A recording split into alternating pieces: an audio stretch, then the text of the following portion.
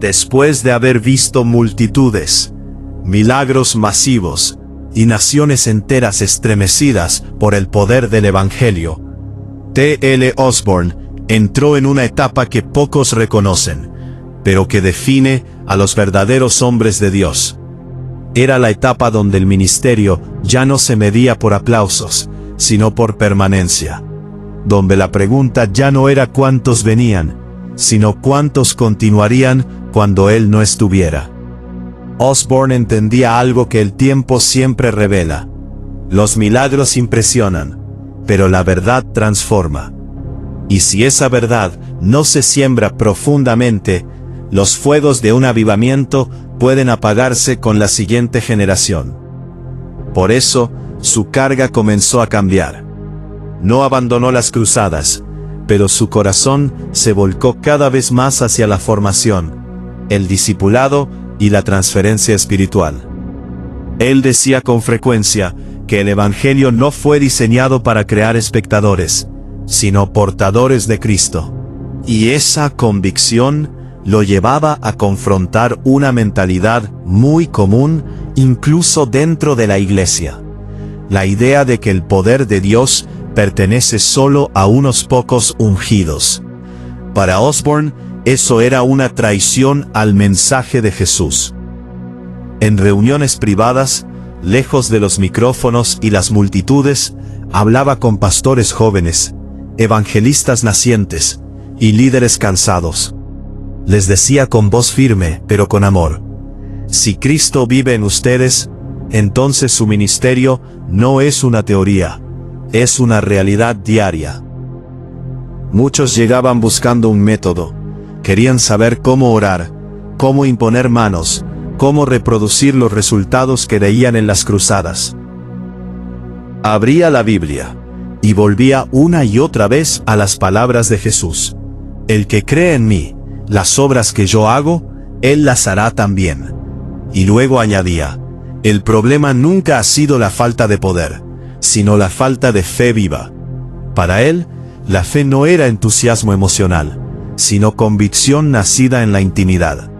Por eso insistía tanto en la vida secreta. Decía que ningún ministerio sobrevive mucho tiempo si no está sostenido por horas a solas con Dios. Muchos podían predicar bien, pero pocos podían permanecer de rodillas cuando nadie los veía.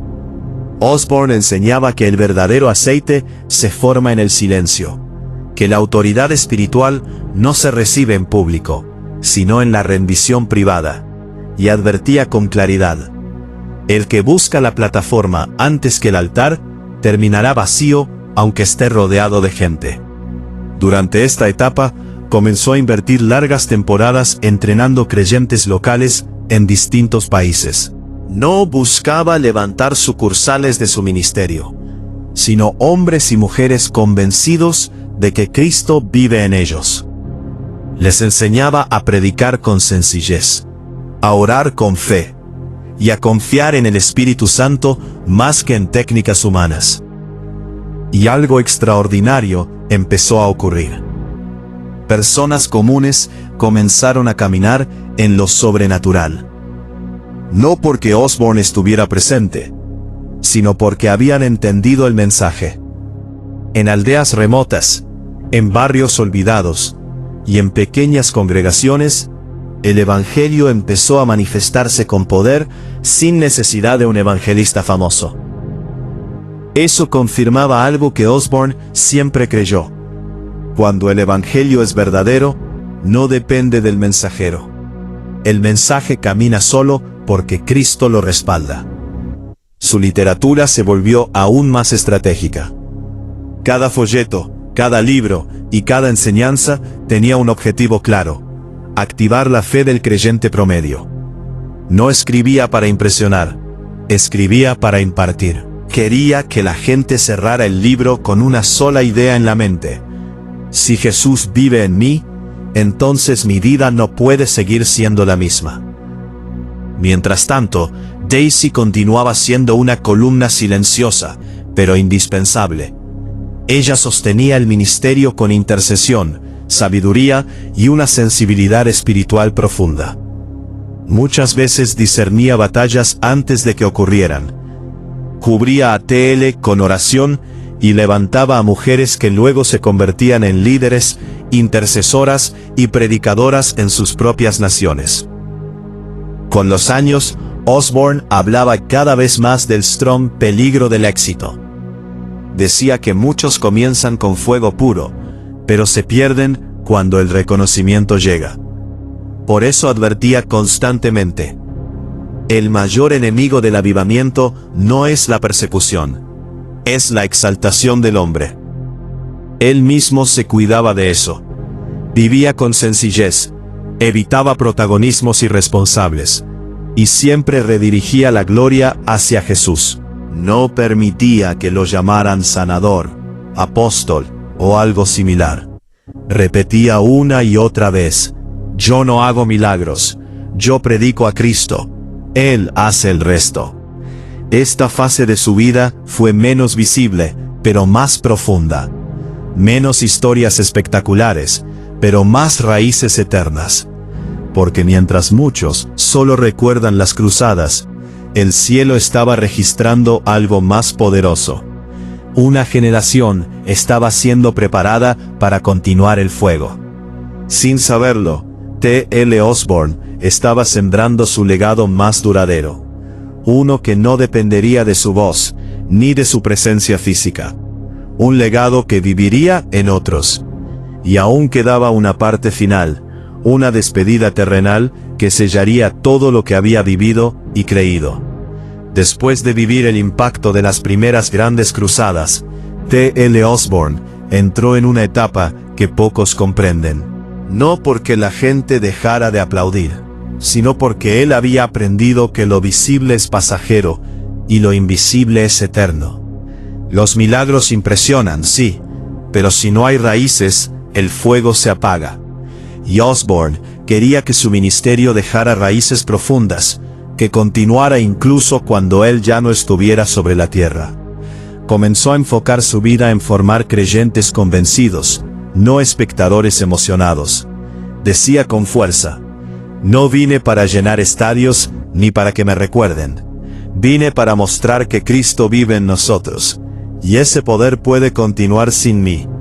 Así, cada enseñanza, cada conversación, cada oración, estaba orientada a multiplicar el fuego, multiplicar el mensaje, multiplicar vidas transformadas. Osborne entendía que el verdadero avivamiento no depende de un hombre, sino de un Cristo vivo en corazones rendidos. Y la forma de asegurarse de que esto sucediera era entrenar, discipular y formar a quienes estuvieran dispuestos a seguirlo sin depender de su nombre, sino del nombre que está sobre todo nombre. Su vida comenzó a girar más hacia la intimidad con Dios que hacia las multitudes. Horas de oración, ayuno prolongado y un estudio profundo de la Biblia marcaron su rutina diaria. Muchos no veían esto, solo veían al hombre que predicaba y sanaba. Pero la clave de su autoridad estaba en esos momentos secretos. Decía: nunca tendrás autoridad en público si no la tienes en lo secreto. En esos momentos privados, Osborne buscaba algo más que milagros. Buscaba conexión completa con el Espíritu Santo. Oraba en lenguas, lloraba, clamaba y se entregaba totalmente. Su meta no era la fama ni los aplausos, sino alinearse con la voluntad de Dios de tal forma que su ministerio se convirtiera en un conducto puro para la gloria de Cristo. Y mientras T.L. estaba en esos momentos de rendición y preparación, Daisy se mantenía firme a su lado. No era solo su esposa, era su socia espiritual, su compañera de fuego. Ella no buscaba el escenario, pero su intercesión sostenía cruzadas, libraba ciudades de ataques espirituales y levantaba a jóvenes predicadores con una autoridad que muchos reconocieron como única. Daisy entendía que detrás del éxito visible de T.L. había un trabajo invisible que requería sacrificio, oración y amor incondicional por las almas. Con los años, Osborn empezó a ver que la verdadera multiplicación del Evangelio no dependía de su presencia física. Los creyentes locales, a quienes entrenaba y enseñaba, comenzaron a reproducir lo que él predicaba. Jóvenes, que antes eran tímidos, empezaron a predicar con autoridad. Pastores locales comenzaron a orar por enfermos con fe genuina. Aldeas remotas que nunca lo habían visto en persona comenzaron a experimentar milagros. Y Osborn entendió algo crucial. La señal del verdadero ministerio es que continúa sin necesidad del fundador. Además, sus libros y folletos se convirtieron en herramientas estratégicas. Cada palabra escrita buscaba despertar fe, enseñar autoridad y formar creyentes que pudieran sostener el fuego de Dios en sus comunidades. No eran libros para la admiración, eran manuales prácticos de vida cristiana con poder. Jóvenes, ancianos, hombres y mujeres de todos los niveles aprendían a predicar, a orar, a creer y a ver resultados sobrenaturales. En paralelo, Daisy organizaba y entrenaba líderes locales. Su labor era silenciosa pero vital. Mujeres que nunca habían sido escuchadas en la iglesia comenzaban a ministrar a otras mujeres. Intercesoras surgían. Nuevas voces para el reino eran levantadas. Y todo lo que T.L. enseñaba se multiplicaba en otros corazones. Muchos afirmaban que ver a Daisy ministrar era como ver a la madre del avivamiento. Delicada pero poderosa, suave pero firme, apasionada pero sabia. Esta fase del ministerio de Osborn estuvo marcada por la insistencia en la rendición total al Espíritu Santo.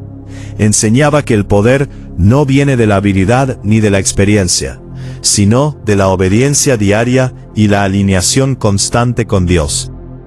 Antes de predicar, antes de tocar a un enfermo, antes de levantar mi voz, debo estar alineado con el cielo, decía. Porque lo que salga de mis labios, sin el Espíritu, no tendrá fuerza. Osborn también enseñaba sobre el peligro de la fama y el reconocimiento. Muchos predicadores se han desviado porque el aplauso humano se volvió más importante que la obediencia a Dios. Para T.L., el mayor riesgo del ministerio no eran los demonios ni la persecución.